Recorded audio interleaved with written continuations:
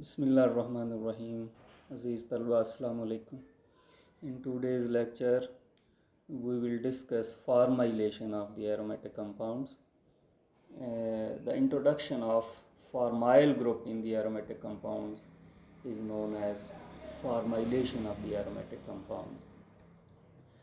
Formylation of aromatic compounds can be performed by the following methods. Number 1, Gattermann-Koch formylation. Number 2, Gattermann formylation.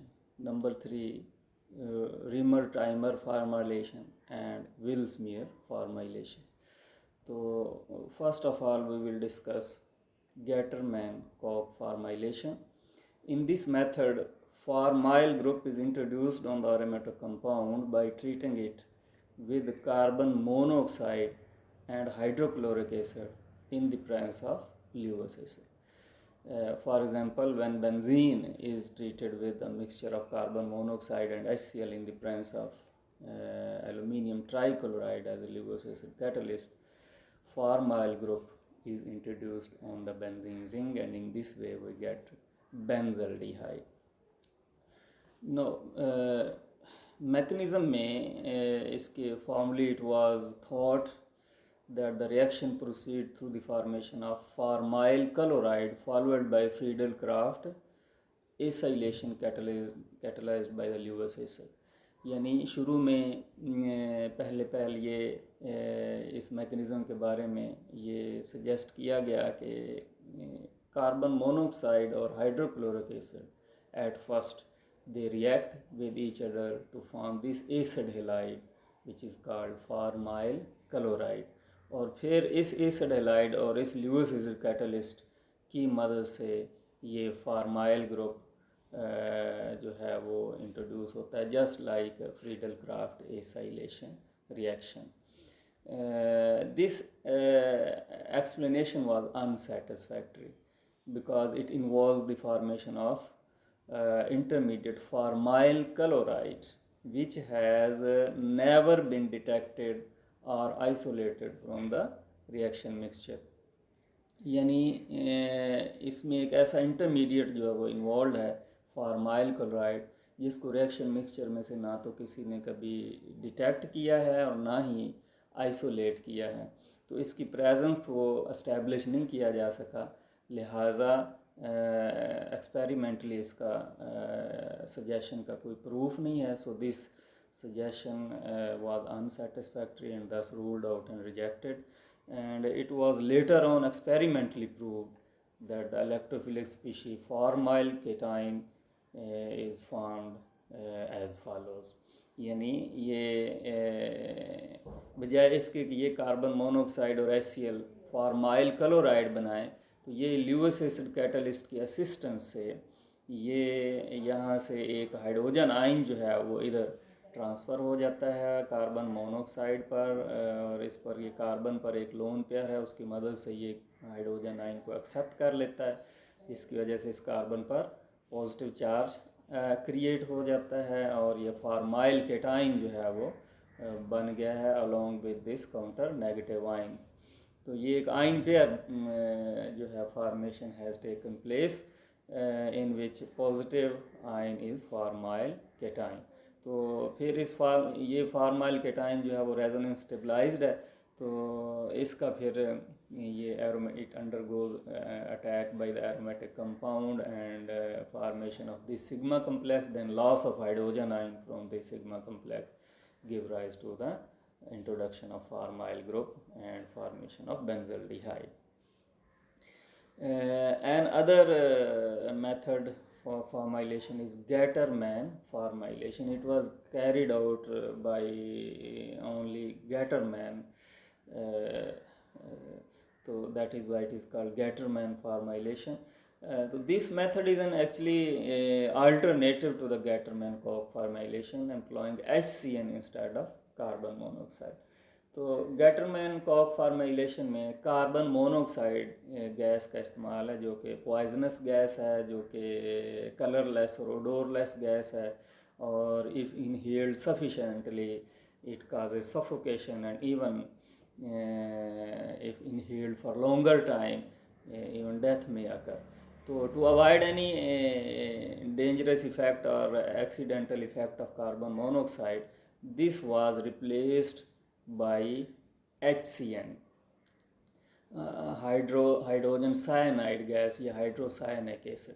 बाकी सारा reaction जो है वो वही है, सिर्फ ये एक अल्टरनेटिव कंपाउंड यूज़ किया गया है टू द कार्बन मोनोऑक्साइड.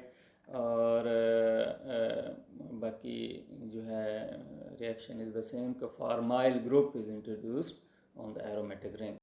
तो now let us see how formylation take place. HCN, तो HCN में आप देख सकते हैं कार्बन नाइट्रोजन में ट्रिपल बॉन्ड है और नाइट्रोजन पर लोन पेयर है.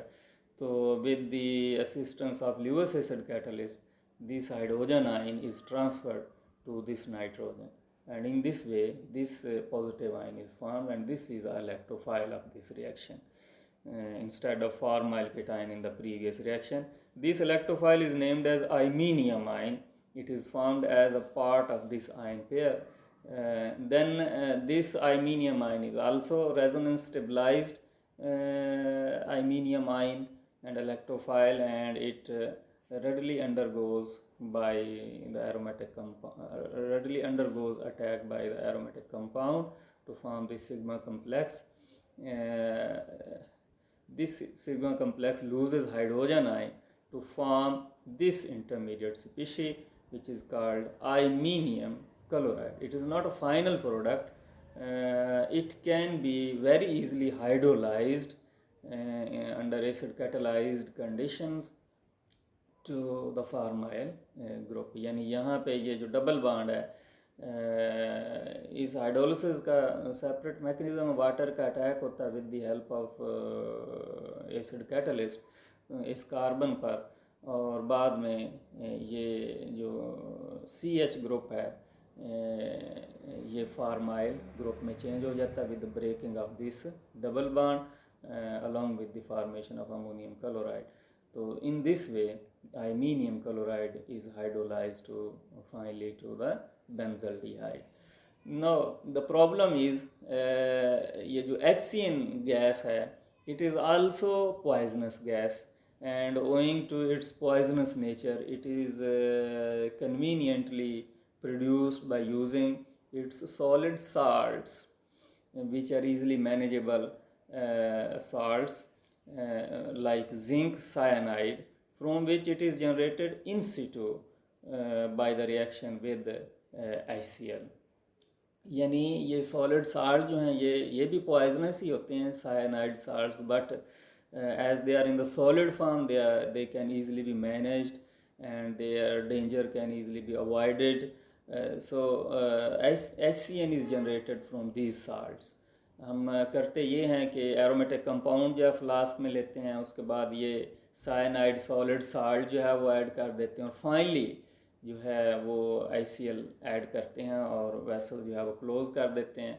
तो यानी जो HCN जिंक साइनाइड और HCl के रिएक्शन से, जैसा कि आप ये रिएक्शन देख रहे हैं, ये HCN जनरेट होता है, लेकिन ये जनरेशन जो है HCN की फ्लास्क के अंदर ही हो रही है, और as soon as it is generated it is used in the reaction. So this type of production of any gas inside the vessel is called in situ generation. तो इस तरह हम इसका जो डेंजर है that can be avoided by generating in situ in the reaction. For example ये एक activated aromatic compound है 1,3-trimethyl benzene, which is also known as mazitylene. This mazitylene is treated with zinc cyanide and finally HCl is added. Then with the help of this Lewis acid catalyst, then this iminium ion intermediate is formed, जिसका mechanism अभी हम जैसा कि ऊपर पढ़ चुके हैं. इसी मैकेनिज़्म के थ्रू ये अमीनियम आयन जो है मेजिटाइलिन से बनेगा, और फिर इस अमीनियम आयन्स को एसिड कैटलाइज कंडीशन में आप हाइड्रोलाइज करके तो यहाँ ये फार्माइल ग्रुप जो है वो बना सकते हैं. तो this was Gattermann formylation. Now the third example or method to introduce the formyl group is Remer-Tryman formylation. This method involves the treatment of phenol. ये एक्चुअली फिनोल का फार्माइलेशन रिएक्शन है.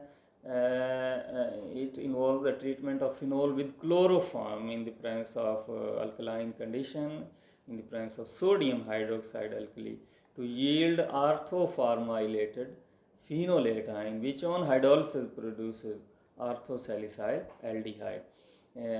जैसा कि आप ये देख रहे हैं, फिनोल जो है that was treated with chloroform, mixture of chloroform and this alkali sodium hydroxide, which is also known as caustic soda. तो इसके साथ इसे हीट किया जाता है. तो इस तरह ये फार्माइल ग्रुप जो है प्रेफरेबली एट आर्थो पोजिशन जो है वो इंट्रोड्यूस हो जाता है, और बाद में फाइनली रिएक्शन मिक्सचर की एसिडिफिकेशन करने से ये फिनोलेट आयन जो है negative ion, it is converted into phenol. And in this way this aldehyde is called 2-hydroxybenzaldehyde, or commonly known as salicyl aldehyde. Now the mechanism of this reaction initiated by the attack of this hydroxide ion on this acidic hydrogen of the chloroform with the removal of water. This negatively charged ion is formed trichlorocarbene ion. Now this negative ion is unstable and has transient existence, and due to its instability, and as soon as it is formed, within no time it loses chloride ion to give rise to this neutral species dichlorocarbene, जिसमें ये carbon जो है ये it also has an unshared pair of electron, but it is at the same time also electron deficient.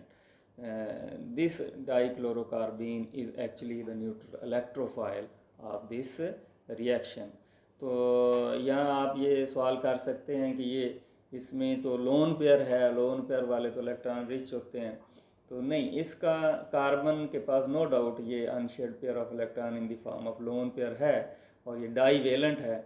लेकिन इसका outer most shell आप देख सकते हैं कि ये इसमें 6 इलेक्ट्रॉन हैं, 2 ये लोन पेयर हैं और 2 ये बॉन्ड पेयर हैं और 2 ये बॉन्ड पेयर हैं. तो टोटल 6 इलेक्ट्रॉन है और इसका ऑक्टेट कंप्लीट नहीं है, तो it is short of 2 electron. So that is why it requires electron, it loves electron, it has strong affinity to accept electron and can act as electrophile. और दूसरा alkaline condition में जो phenol molecule होते हैं, as they are acidic, they readily loses hydrogen ion to the alkali and form the phenolate ion. यानी phenol जो है being acidic, वो फिनोलेट आयन में, नेगेटिव आयन में, कंजुगेट आयन में चेंज हो जाते हैं अंडर अल्कलाइन कंडीशन. तो और ये भी मैं आपको बताता चलूँ कि ये फिनोलेट आयन जो होते हैं, they are even more activated than phenol towards electrophilic substitution reaction. तो अब इस फिनोलेट आयन का अटैक होगा इस डाइक्लोरोकार्बीन पर, जैसा कि आप ये देख रहे हैं. और डाइक्लोरोकार्बीन चूँकि न्यूट्रल इलेक्ट्रोफाइल है, तो as soon as this bond is formed it will be a negative charge, इसके ऊपर नेगेटिव चार्ज आ जाएगा, और बाद में यहाँ से ये हाइड्रोजन आयन आर्थो पोजीशन से हाइड्रोजन आयन का लॉस होगा और दोबारा फिनोलेट आयन जो है वो जनरेट हो जाएगा. लेकिन इसके बाद ये वाला ग्रुप जो है डाइक्लोरो मीथेन ग्रुप जो है, it undergoes base catalysed hydrolysis. 2 दफ़ा हाइड्रोक्साइड आयन का अटैक होगा और क्लोराइड आयन यहाँ से निकल जाएंगे, और बाद में ये gem diol species highly unstable होती है, तो इसमें से ये वाटर का एलिमिनेशन होगा with the formation of this formyl group. तो इन दिस वे ये आर्थो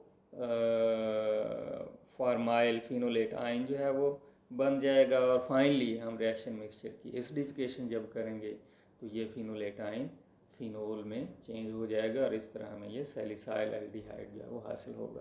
यानी आप ये देख सकते हैं कि जो इलेक्ट्रोफिल का अटैक प्रेफरेबली जो है वो आर्थो पोजीशन पर होता है instead of para position. Para position जो है पैरा प्रोडक्ट जो है वो उसकी यील्ड जो है वो बहुत कम होगी, परसेंटेज कम होगी, और ये ऑलमोस्ट एक्सक्लूसिवली आर्थो पोजीशन पर अटैक होगा। लेकिन अगर ये आर्थो पोजीशन जो हैं वो ऑलरेडी सब्सटीट्यूटेड हों, यानी ये वाली आर्थो पोजीशन और ये वाली आर्थो पोजीशन ऑलरेडी सब्सटीट्यूटेड हों, then major product will be the para product. फिर सिर्फ पैरा पोजीशन ही अवेलेबल होगी और फार्माइलेशन प्रेफरेबली पैरा पोजीशन पर होगी। No, there is evidence which supports this above pathway, that when this phenolate ion from an paramethyl phenol, तो which is also called paracresol, तो paracresol का ये phenolate ion है। तो व्हेन अंडर बेसिक कंडीशन ये phenolate ion जब paracresol से बनता है, तो इसके आप इस तरह आप ये कंट्रीब्यूटिंग स्ट्रक्चर लिख सकते हैं। ये इसका दूसरा कंट्रीब्यूटिंग स्ट्रक्चर है जिसमें आर्थो पोजीशन पर जो है वो नेगेटिव चार्ज है। ये इसका तीसरा कंट्रीब्यूटिंग स्ट्रक्चर है जिसमें पैरा पोजीशन पर नेगेटिव चार्ज है। तो अब जब इसको पर डाई क्लोरोकार्बीन का इस के साथ इंटरेक्शन होगा तो दो पॉसिबिलिटीज़ होंगी। ये आर्थो पोजीशन पर जो है ये अटैक होगा, तो ये नॉर्मली जैसा कि पीछे हमने अभी देखा है कि नॉर्मली और प्रेफरेबली आर्थो पोजीशन पर अटैक होता है, तो ये नॉर्मल पाथवे और इसके नतीजे में हमें नॉर्मल एक्सपेक्टेड प्रोडक्ट जब हासिल होगी, और वो ये होगी कि फाइनली ये after hydrolysis and acidification finally ये जो है फार्माइल ग्रुप में इंट्रोड्यूस हो जाएगा एट आर्थो पोजीशन। तो ये तो नॉर्मल पाथवे और ये हमारी एक्सपेक्टेड प्रोडक्ट है जिसमें आर्थो प्रोडक्ट और आर्थो पोजीशन पर फार्माइलेशन हुई है। लेकिन एट द सेम टाइम ये साइड रिएक्शन इस दफ़ा ये होगा कि जिसमें पैरा पोजीशन से भी अटैक जो है ये डाइक्लोरोकार्बीन पर होगा और इस तरह इस पर नेगेटिव चार्ज आएगा, और बाद में जब फाइनल एसिडिफिकेशन करते हैं तो उस वक्त ये जो है नेगेटिव आयन जो है ये भी हाइड्रोजन आयन एक्सेप्ट करके, तो इस तरह ये डाइक्लोरो कंपाउंड भी बनेगा, और ये वाली प्रोडक्ट जो है डाइक्लोरो कंपाउंड प्रोडक्ट जो है ये भी साइड प्रोडक्ट के तौर पर हासिल होगी। और इस प्रोडक्ट का जो फार्मेशन है that actually becomes the evidence for the above pathway, कि ये वाला पाथवे जो कि सजेस्ट किया गया है डाइक्लोरोकार्बीन पाथवे, जिसमें डाइक्लोरोकार्बीन इलेक्ट्रोफाइल है और उसका इलेक्ट्रोफिलिक अटैक होता है, तो this pathway has been established by this evidence and by the isolation of this product from the reaction mixture as a side product. तो ये the side product का sometimes बनना जो है that becomes the evidence to establish the pathway or the mechanism of the reaction. Next example या method for the formylation is Will's-Meyer formylation. In this reaction an aromatic compound is treated with this compound called N-formyl amine in the presence of phosphorus oxytrichloride for the introduction of the formyl group. तो ये N-formyl जो है वो amine है, क्योंकि ये amino group है और अमाइनो ग्रुप की ये नाइट्रोजन पर ऑलरेडी ये फार्माइल ग्रुप लगा हुआ है, तो ये फास्फोरस ऑक्सीट्राइक्लोराइड ल्यूइस एसिड के तौर पर अपना रोल प्ले करेगा, और इसकी मदद से ये वाला फार्माइल ग्रुप जो है ये इंट्रोड्यूस फाइनली होगा। लेकिन first the intermediate formation of this imine amine will take place, which will be hydrolyzed to give formaldehyde and introduction of formyl group. तो मैकेनिज़्म इसका ये है कि इसमें सबसे पहले तो ये फार्माइल अमाइन कैसे बनता है। फार्माइल अमाइन हम कोई सेकेंडरी अमाइन लेते हैं, ये एक सेकेंडरी अमाइन है। सेकेंडरी अमाइन उसको कहते हैं जिसमें अमाइनो ग्रुप की नाइट्रोजन के साथ 2 अल्काइल ग्रुप लगे हों, तो ये सेकेंडरी अमाइन है। तो सेकेंडरी अमाइन का ट्रीटमेंट जब को हीट करते हैं फार्मिक एसिड के साथ, तो ये दोनों मालिक्यूल कंडेंस हो जाते हैं with elimination of water to form this N-formyl amine। Then N formylamine को हम ऐसे भी लिख सकते हैं, this N formylamine will generate an electrophilic species by reacting with the phosphorus oxytrichloride as follows.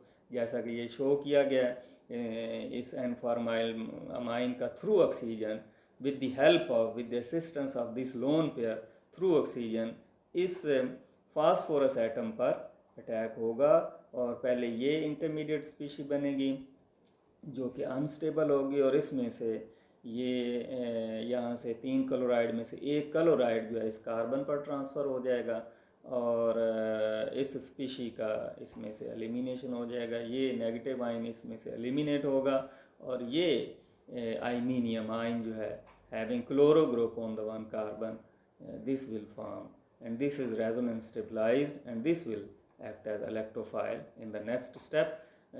इन दोनों में से दोनों रेजोनेंस स्ट्रक्चर में से ये वाला रेजोनेंस स्ट्रक्चर जो है जिसमें कार्बन पर पॉजिटिव चार्ज है, ये वाला मैंने आगे इलेक्ट्रोफिलिक अटैक में यूज़ किया है। तो इस पर जब ये दोनों में से कोई भी इन दोनों में से कोई भी यूज़ कर सकते हैं, तो जब ये करेंगे तो इस तरह ये इलेक्ट्रोफिलिक अटैक होगा और with the loss of hydrogen ion and finally with the loss of chloride ion with the help of this lone pair this iminium ion is formed which is hydrolyzed to the formaldehyde finally. So this was all about formylation. We have studied 4 different methods to introduce formyl group on aromatic compounds. तो ये वाले जो फार्माइलेशन method है usually hydrocarbons के साथ और heterocyclic compound की फार्माइलेशन के लिए यूज़ करते हैं और ऐसे कंपाउंड जिनकी रिएक्टिविटी जो है वो बेंजीन से कम होती है या क्लोरोबेंजीन से कम होती, like nitrobenzene, benzoic acid, benzaldehyde, तो ऐसे कंपाउंड की फार्माइलेशन जो है वो that is not easy to carried out. Usually hydrocarbons and heterocyclic compounds and the compounds which are more activated they can be hydrolyzed by these methods. Next electrophilic substitution reaction is carboxylation, and this reaction involves the introduction of carboxyl group on the aromatic ring, and such reactions are called carboxylation reaction. Usually ये phenol की carboxylation की जाती है when phenol is reacted with carbon dioxide in the presence of sodium hydroxide. तो at first ortho hydroxy जो benzoate जिसे salicylate ion भी कहते हैं is form which upon acidification yield salicylic acid. This reaction is called carboxylation of phenol and it is also known as Kobe's-Schmidt reaction. ये इस named reaction भी है, इस नाम से ये मारूफ भी है, वेल नोन है, कोबेज-श्मिट रिएक्शन. तो आइए देखते हैं कि किस तरह फिनोल की आर्थो पोजीशन पर यूजली कार्बोक्सिल ग्रुप जो है वो इंट्रोड्यूस होता है. तो first of all, this phenol molecule under alkaline condition loses hydrogen ion and is converted into phenolate ion, जो कि आप जानते हैं कि इस तरह ये रेजोनेंस स्टेबलाइज्ड है. ये इसके सारे रेजोनेंस स्ट्रक्चर्स हैं. उनमें से ये वाला रेजोनेंस स्ट्रक्चर जिसमें ये आर्थो पोजीशन पर नेगेटिव चार्ज है, तो ये हम यूज़ करेंगे क्योंकि प्रेफरेबली जो है इस इलेक्ट्रोफाइल का अटैक भी आर्थो पोजीशन पर होता है रादर दैन पैरा पोजीशन. तो जब ये अटैक होगा आर्थो पोजीशन पर, तो इस तरह ये इस मालिक्यूल पर, चूँकि ये न्यूट्रल इलेक्ट्रोफाइल है, तो न्यूट्रल इलेक्ट्रोफाइल जब अंडर उस पर इलेक्ट्रोफिल अटैक होता है एरोमेटिक कंपाउंड का, तो उस पर नेगेटिव चार्ज आ जाता है. तो इस तरह ये कार्बोक्सिलेट आयन बन जाएगा और फिर इसमें से ये लॉस ऑफ हाइड्रोजन आयन होगा, तो ये फिनोल में चेंज हो जाएगा. फाइनली इसकी हम एसिडिफिकेशन करेंगे तो ये 2 hydroxy benzoic acid which is also called salicylic acid. तो फाइनल रिज़ल्ट ये हुआ कि इसमें फिनोल की आर्थो पोजीशन पर ये कार्बोक्सिल ग्रुप इंट्रोड्यूस हो गया है। So this reaction is called carboxylation reaction. अब इसमें एक अहम पॉइंट ये है कि अटैक ऑफ इलेक्ट्रोफाइल जो कि कार्बन डाइऑक्साइड है exclusively takes place at ortho position to give ortho hydroxy benzoate. जैसा कि आप ऊपर देख रहे हैं, only trace amount of para isomer is obtained, यानी पैरा प्रोडक्ट ना होने के बराबर है। But if however the reaction is carried out in the presence of hydroxide instead of sodium hydroxide, then para product becomes the major product।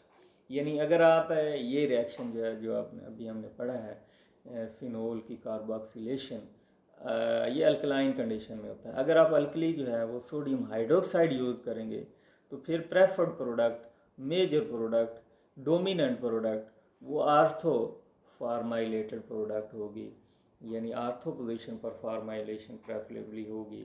और अगर आप जो है वो पोटाशियम हाइड्रोक्साइड, जिसे कास्टिक पोटाश भी कहते हैं, वो यूज़ करेंगे as a base in this reaction, तो फिर पैरा प्रोडक्ट जो है वो डोमिनेट कर जाएगी।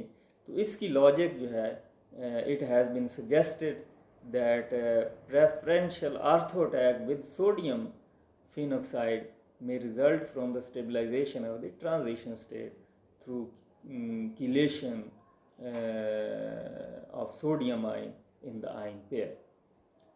यानी इसमें जब हम सोडियम हाइड्रोक्साइड यूज़ करेंगे तो सोडियम फिनॉक्साइड बनेगा और उसमें सोडियम आयन होगा, और वो सोडियम आयन जब ये आर्थो पोजीशन पर ऐसे अटैक हो रहा होगा कार्बन डाइऑक्साइड मॉलिक्यूल पर, तो वो सोडियम आयन जो है वो भी इस अटैक की जो साइक्लिक ट्रांजिशन स्टेट है उसका पार्ट होगा, और उस सोडियम आयन की इस किलेशन की वजह से ये जो है ये ट्रांजिशन स्टेट जो है वो स्टेबलाइज हो जाएगी। यानी अगर ये पॉजिटिव आयन है, किलेशन का रोल इसमें प्ले करेगा, तो ये स्टेबल ट्रांजिशन स्टेट होगी।